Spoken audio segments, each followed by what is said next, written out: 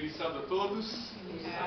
Que o amor de Deus o Pai, que a graça de Cristo Jesus e a comunhão do Espírito de Deus esteja com cada um de nós. Amém. É uma alegria realmente reforçada, né? Estarmos aqui com vocês neste sábado.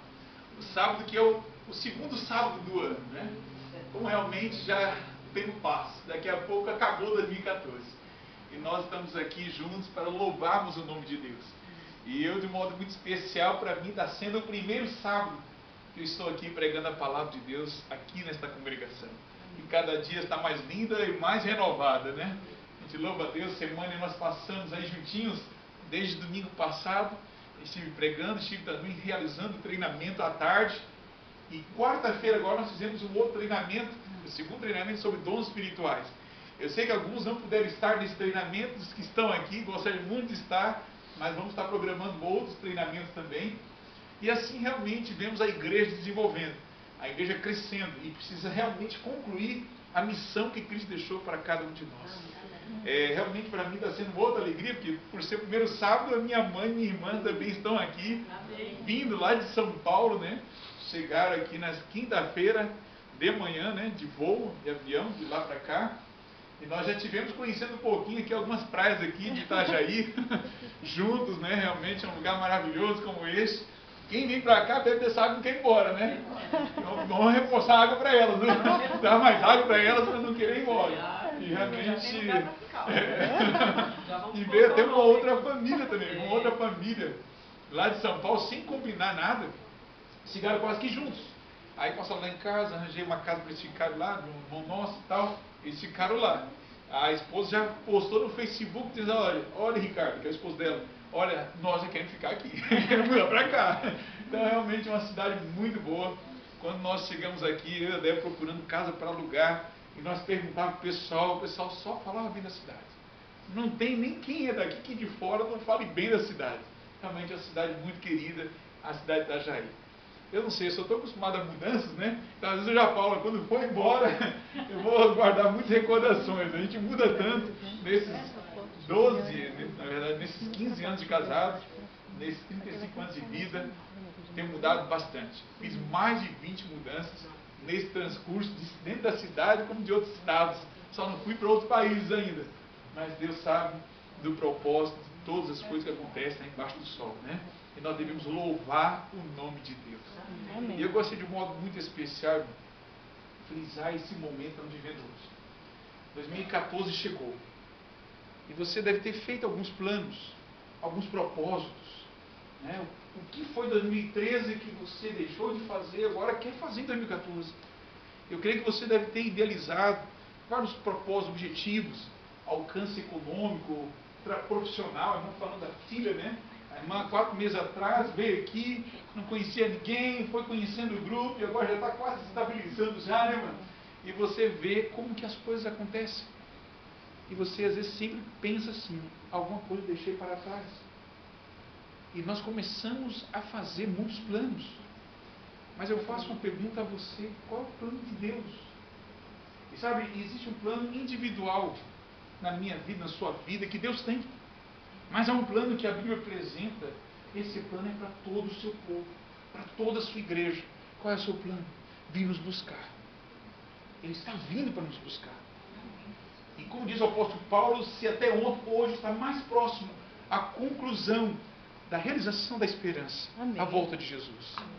Se 2013 estava próximo, mais próximo para 2014. Esse ano pode ser o penúltimo ano da volta de Jesus. Estava conversando com a minha irmã sobre isso. Os sinais estão se cumprindo com muita intensidade. Eu queria que o nosso jovem passasse aqui já a projeção da mensagem de hoje. Eu estarei falando com vocês sobre algo que nós adventistas não podemos deixar de falar. Nós não podemos deixar de anunciar. Jesus está para voltar. Adventista vem da palavra oriunda do advento. Advir. Ou seja, o rei virá. Sabe, João Batista, quando esteve aqui entre nós, ele falou, olha, eis o Cordeiro de Deus que tira o pecado. Os homens todos ali estavam ouvindo aquele pregador no deserto. Um homem que não atraía por status social, não atraía pela sua cultura, sua formação acadêmica, um homem que não atraía pela sua beleza física, mas o que atraía era o poder do Espírito Santo, levando homens e mulheres de qualquer postura, qualquer posição, a reconhecer o Deus de Israel e reconhecer o Cordeiro de Deus. Jesus está para voltar. Meu maior desafio diante do Senhor nesta manhã é realmente ajudar você e a mim, principalmente, a nos preparar para a volta de Jesus. E alguns sinais estão se cumprindo. Vamos passar então. O primeiro texto da Bíblia é a grande promessa que Deus tem deixado para nós. Jesus estava realmente próximo do seu grande sacrifício e próximo também de sua despedida. Momentos mais tristes estavam para acontecer na vida de Jesus. Estava realmente para fazer a última reunião. E em João capítulo 14, se você quiser também abrir sua Bíblia, João 14, Jesus deixa ali a grande promessa. É a promessa de sua vinda. Se você quiser acompanhar também comigo aqui na leitura, ele disse o quê? Não se turbe o quê? O vosso coração. Você entrou aqui nesta manhã, quem sabe, preocupado. Quem sabe por uma situação que está vivendo hoje que diz assim, não tem solução. Perdi as esperanças. Estou aqui por estar. Não tem mais jeito. Já fui além. Tudo que eu podia fazer, eu já fiz. Jesus está dizendo para mim e para você que está dessa forma. Não se turbe o vosso coração. Jesus sabia que nos últimos dias as provações seriam tão grandes. Os enganos seriam de tantas maneiras que é difícil acreditar no que acreditar. Em quem acreditar. Seriam tão grandes a situação em que as pessoas ficariam angustiadas. Porque sem você ter uma base segura em quem confiar, você não tem estabilidade. Não tem segurança. E não tem segurança para onde andar. O que fazer da vida. Deixa a vida me levar, como diz uma canção, né? Deixa a vida me levar. Milhões estão vivendo dessa forma. Sem propósito, vazio existencial. E Jesus diz o quê? Não se turbe o vosso coração. Agora, como eu e você podemos não nos ter, não ficar dessa forma? De que forma? É o segredo ali, ó. Credes em Deus. E crede também. Jesus está dizendo que a única base segura de confiança é nele mesmo e em seu Pai. Eu pergunto a você qual foi a promessa que ele fez e que ele não cumprira. Existem dois tipos de promessas na Bíblia. A condicional e a incondicional. A condicional depende da atitude daqueles que vão receber a promessa. E a incondicional, independente de quem receba, ele fará. Ele cumprirá. E a promessa de sua vinda, ela tem as duas naturezas. É incondicional e condicional. Como entender isso? A condicional, o sentido da condicionalidade de sua vinda, depende da pregação do Evangelho de todos nós, como igreja, para pregar o mundo inteiro. E incondicional é porque, independente de mim e de você, vai ter pessoas que vão pregar e vão requerer. Ele virá. Ele é certo que virá. Por isso que ela tem essas duas naturezas. Mas ele diz o quê? Creis em Deus, creis também em mim, na casa de meu pai há muitas moradas. Se não fosse assim, eu vou, teria dito. Pode passar. Vou preparar-vos lugar. Ele foi preparar um lugar para mim e para você. Quem não gosta de ter uma casa? A pior coisa é você sair de um lugar e não sabe para onde vai. Onde eu vou dormir? Onde eu vou comer? Onde eu vou ficar para descansar? Graças a Deus aqui eu creio que todos vivem nessa condição. Tem um lugar para ficar. Tem um teto. Mas Jesus foi preparar um lugar para nós vivermos para sempre. Amém. Um lugar realmente de beleza sem igual. Com uma arquitetura sem comparação. E ele diz o quê? E se eu for e vos preparar lugar, virei o quê? Outra vez. E vos tomarei para mim mesmo, para que onde eu estiver... Você ouviu isso? Ele quer estar com você. A gente, infelizmente, muitos teólogos tentam espiritualizar muita coisa. E não é para espiritualizar. Esse lugar que ele foi preparar é um lugar real. Tem grama mesmo. Casa, com construção mesmo, tijolos, a Bíblia fala. É uma construção real. E você vai morar, vai andar e vai pisar em ruas de ouro. Você vai poder realmente entrar na porta de sua casa. Você vai poder abrir as janelas. Esse é um lugar real. e vão viver realmente numa plenitude de felicidade, como nunca vivemos neste mundo. Incomparável. Que nós sentimos de alegria aqui nem se compara com a alegria que teremos lá. Mas ele diz o quê? Se eu for, há 2000 anos atrás, ele estava com os discípulos. Há 2000 anos atrás, ele estava no Monte das Oliveiras. Ele estava com 500 homens, ouvindo suas últimas palavras. Mas de repente ele começou a subir. Começou a erguer. E começou a aproximar-se das nuvens. E aqueles discípulos ficavam assim todos atônitos, olhando para o céu, olhando o seu Redentor, o seu Rei lindo. E naquele momento dois homens, dois varões galileus, dois anjos do Senhor, chegam e falam: olha, o que vocês estão olhando para cima? Esse mesmo que subiu, ele voltará. E agora nós vemos aqui que essa promessa é certa. Mas vamos passar mais outro slide. Quanto tempo falta? Há 2000 anos atrás isso aconteceu. Ele subiu aos céus. Ele prometeu que, se ele for, faria morada e voltaria. Ele prometeu voltar. E sabe quantas promessas, diretas e indiretamente, temos nas Escrituras sobre a sua vida? Aproximadamente 2.500 referências sobre a sua vida. Não tem cristão que lê a Bíblia de Gênesis e Apocalipse não encontra essa promessa sobre a vida. E agora eu digo, faço uma pergunta: por que é tão pouco falada hoje? Por que é tão pouco advertida hoje? Sendo que estamos vivendo um tempo próximo. A última geração. Porque eu digo com certeza que é a última geração, porque as profecias não falam. Martinho Lutero, em 1517, ele dizia assim: pode ser que daqui 300 anos Cristo volte. Estudo profético. Ele estava dizendo as profecias de 1800, que se cumpriu com o surgimento do movimento adventista. Mas Ellen White diz: não chegou o tempo ainda. E nós vemos aí acontecendo alguns sinais. E que agora nós estamos realmente falando de uniões de igrejas e muitos outros sinais que nem se ouviria falar e aceitar no tempo dos nossos pioneiros. E hoje está em pleno cumprimento. Vamos passar mais um. O primeiro grande sinal é este daqui que eu quero destacar com vocês. Está em São Lucas 18, verso 8. Abra sua Bíblia em São Lucas 18 e nós vamos comentar um pouco sobre essa passagem. Lucas, capítulo 18.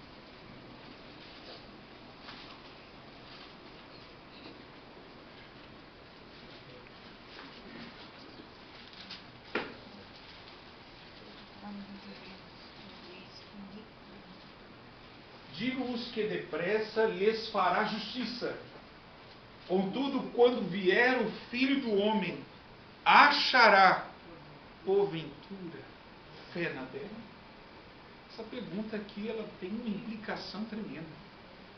Primeira grande verdade nesse texto: Jesus olhando com os olhos do tempo, olhando os séculos por vir, falando de sua vinda, colocando os dias que estará realmente concretizando o seu retorno. Ele fala que a incredulidade seria reinante. Nós vamos ver mais passagens falando sobre isso. A incredulidade seria tão grande que a pergunta dele não é: será que encontraria fé lá no mundo entre os incrédulos? Será que encontraria fé? Não, ele está envolvendo a terra toda, até na igreja.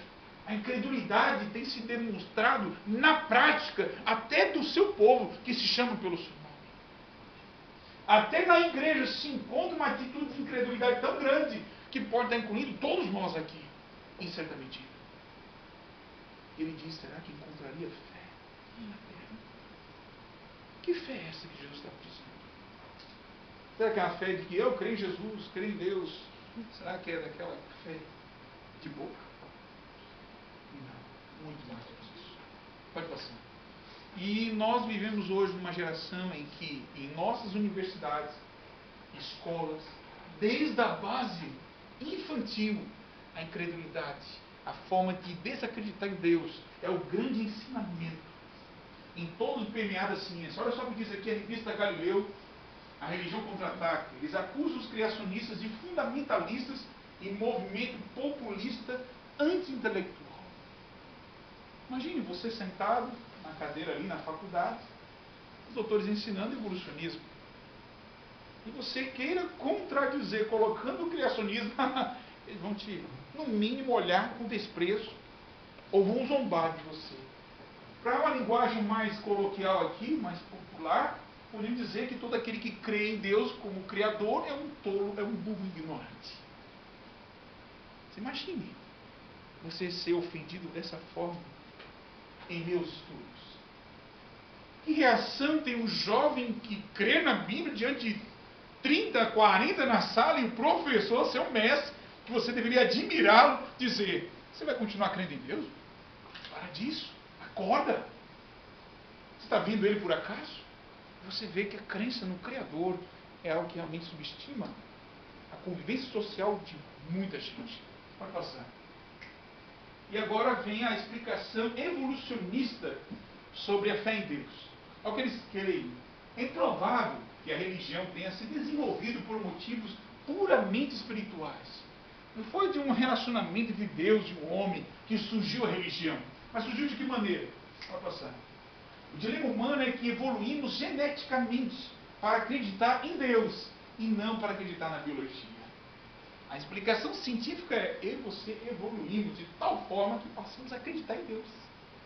É uma busca da crença em Deus por natureza genética, de uma forma que evoluímos.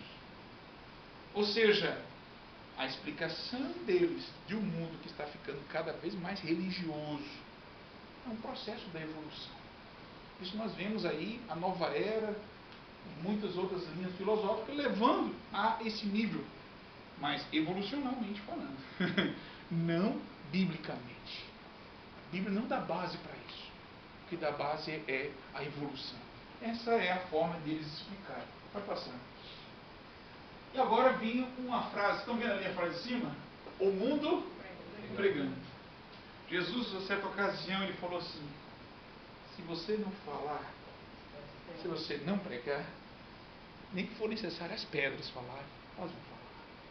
E hoje há pedras, homens que não creem em Deus estão pregando. Pregando assim, ó, coladinho com Apocalipse e Daniel, coladinho com a Bíblia. Quer ver? Olha só, as chances de nossa civilização na Terra sobreviver até o fim do século presente não passam de 50%. Então, se alguns cristãos, entre aspas, dizem: pode ser que Jesus volta daqui 100 anos, 200 anos, 1000 anos, nem os cientistas que são incrédulos estão dizendo isso. Que o mundo vai passar nem na metade desse século, ou desse século, 50% de chance. Quer dizer, eles estão colocando uma data muito próxima do fim do mundo. Vai passar. As mudanças globais, como poluição, perda de biodiversidade, aquecimento global, não tem precedentes em sua velocidade. Então, essa condição de vida. Eu estive morando no Mato Grosso, 5 anos ali na região de Cáceres. 5 anos aqui, conhece a cidade de Cáceres, cidade fronteira Bolívia ali. E eu estive conversando ali com o pessoal ali nativo, e um líder ali da comunidade pegou e falou assim: Edberto, há 20 anos atrás, o tempo era estável, chuvas constantes, tudo que plantava, colhia, era um tempo maravilhoso. Mas o tempo para cá, com tanto desmatamento, hoje realmente a chuva não dá na época que a gente previa, né? Muita seca. Irmãos, aquela região do Mato Grosso, Goiânia, foi tão explorada e agora estão subindo, né? Indo para o Pará, Rondônia, e daqui a pouco vão invadir com tudo a nossa Amazônia. E aí realmente não sabemos, condição cada vez pior está a natureza. Essa exploração do homem, que a Bíblia fala que destruirá aqueles que destroem a terra. E a destruição da terra é um fato real pela mão dos homens. Se nós não acreditássemos na Bíblia e não acreditássemos na volta de Jesus, podemos realmente ser crentes seguros na destruição do mundo nas mãos dos homens. Mas Deus não permitirá isso, amém, irmãos? Amém. Deus não permitirá. Mas esse é o fato. Está de uma forma crescente, cada vez mais a poluição. A Veja constata ainda que a destruição da natureza e a vida moderna formam um cenário perfeito para a proliferação de vírus e bactérias mortais. O que isso quer dizer, irmão? Segundo a Bíblia, Jesus falou que nos últimos dias teria o quê? Pestilências. O que são pestilências? São doenças em que a ciência não encontraria cura facilmente. O homem cria uma fórmula, cria uma vacina, daqui a pouco vem um outro vírus, vem outra bactéria que adapta-se à reação do corpo, e ataca de novo. E o homem sucumbe. Nós tivemos aí vírus, né, letais que teve o controle da ciência, mas a qualquer momento eles podem soltar de novo. Há doenças que os homens estão manipulando para matar a população em grande massa. Há estudos sobre entidades secretas sobre isso. Mas a questão é, irmãos, isso tudo é o mundo pregando. Isso não é novidade para nós cristãos. Isso, Jesus disse, ó, quando isso acontecer, é para que vós o quê? Creiais. Ele sabe da nossa pequeneza de fé.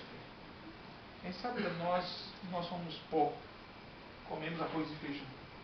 Sabe que nós somos fracos. E ele permite que as coisas aconteçam, sendo que ele já tinha dito antes, e ao acontecer, ele ainda permite que creia e que cresçamos na fé. Então, esses fatos que estamos contando aqui, que eu vou dizer, não é novidade para o cristão, mas é uma confirmação, uma constatação que eu e você não podemos desistir. Eu e você não podemos parar. Continue, irmão. E é super interessante, diz aqui, ó, não é coincidência demais que tenha acontecido justo agora. Olha só, a ciência, estudando a história da humanidade, eles colocam milhões, mas nós sabemos que tem aproximadamente 6 mil anos, e isso a ciência também confirma, a civilização existente há aproximadamente 5 mil anos, desde a civilização egípcia, mesopotâmica e assim por diante, mas antes aí eles colocam bilhões de anos aí, né, por estudos evolucionistas que não tem constatação, mas não é a nossa discussão de hoje. Mas o detalhe aqui importante ver é que eles, estudando toda a história da humanidade, eles chegaram à conclusão que em nossa geração nada do que aconteceu na história pode se comparar com o que acontece hoje. E o que eles dizem aqui, ó? Vocês não conseguirão ler, creio, mas vou ler aqui bem pertinho. Diz aqui, ó, o fim do mundo chegou. Enchentes, epidemias, furacões. Para os cientistas, o apocalipse já começou. Olha só, o apocalipse já começou. Você conhece essa expressão aí? É familiar a você? O apocalipse já começou. Ele diz aqui ainda mais. Entenda como o planeta entrou em colapso. E conheça a conspiração para esconder isso de você. Aí vem um detalhe muito importante. O que eles estão dizendo aqui é que os filmezinhos que você assiste muitas vezes, as novelinhas, as propagandas, o marketing feito, tudo tenta jogar confetezinho, você dizendo, tá tudo bom, tá tudo legal, tá tudo beleza, tá tudo normal. E eles estão dizendo que existe uma conspiração que está por detrás, manipulando toda a mídia, todos os meios de comunicação, para evitar que você fique alerta, atento aos planos maquiavélicos de destruição que está por vir. Porque a forma que o mundo está vivendo hoje, e agora, irmãos, eles estão pensando, sabe o quê? Na estrutura humana de conspiração. Mas nós sabemos pela Bíblia que existe uma confederação além que está por detrás, que eles nem conseguem ver, que é a confederação satânica. Satanás, mais do que ninguém, não quer que você fique desperto. A Bíblia fala que virá para destruir os que estão vivendo de uma forma despreocupada, diz em Daniel, capítulo 7, versos 20 em diante. As pessoas estão realmente vivendo de uma forma despreocupadas. E o pior de tudo, até nas igrejas cristãs. Tem irmãos que estão querendo fazer o lugar de Jesus, construir suas mansões. Porque acho que essa mansão tem que ser aqui na terra, agora. Estão deixando de construir o reino de Deus no seu coração, no coração daqueles que amam. E nós vemos aqui isso se cumprindo, esses sinais. Pode passar, irmão. Aponta, inclusive, um outro problema do aquecimento da terra. Qual é o grande problema? A fome. Em 2000 e 2003, pela primeira vez na história recente, o mundo produziu menos grãos do que consumiu por 4 anos seguidos, tendo que apelar para os estoques. Então, você vê a fome aumentando. Você já parou para pensar? Para alguns aqui que são ricos e tal, né? Brincadeira. Mas para alguns que vivem muito bem, às vezes o gasto maior não é tanto com isso. Mas para a maioria de nós, que somos mais pobres, o que acontece? O que nós mais consumimos é em quê? Em comida. Não é verdade? Quando você chega no mercado, Você vê, poxa, e olha que são coisas assim, né, olhando assim, o percentual daquilo que você entra, é pouco. Mas só que você vai ver num todo, o gasto sempre maior. É 400, 500, quase R$1.000 de compra por mês. Né? E você fica pensando, e as coisas aumentam. A alimentação vai se tornar cada vez mais cara. Isso vai refletir em atitude social também. Ellen White fala no livro Eventos Finais que os mais fortes, quando ela fala os mais fortes, não são os mais ricos, ela está falando dos mais fortes. Esses vão tomar dos mais fracos. Vai chegar um momento que o dinheiro não vai ter mais força tanto, mas sim quem tem mais força a tomar dos mais fracos, para ter o que comer, para ter o que investir. E a violência vai aumentar cada vez mais. Por isso que o povo de Deus é orientado o quê? A sair das grandes cidades. Porque nas cidades teremos condições de vida cada vez pior. Eu saí de São Paulo, estou dando glória, aleluia. Saí de São Paulo, amém. Mas estou querendo sair daqui, Itajaí. O meu sonho é ficar no campinho. É lá no interior. Né? Pegar ali, comer dos animais ali, que eu plantar também, e viver uma vida boa. Sossegado, tranquilo com a minha família, louvando a Deus. Esse é meu sonho. Mas enquanto esse dia não chegar, nós estamos trabalhando aqui na cidade. Mas, irmãos, isso é o que acontece. A fome vai aumentar. Pode passar. A produção cai com o aumento da temperatura. Inevitavelmente ela vai diminuir mais. E a fome no mundo vai o quê? Aumentar. A fome está aumentando. Feijão está ficando caro. Tomate ficando caro. Arroz ficando mais caro. E os alimentos estão ficando mais caros. Daqui a pouco você vai ter que reajustar a sua economia para poder manter. Ou alguns precisam fazer até uma dieta mesmo, né? Alguns vai ser até mais saudável.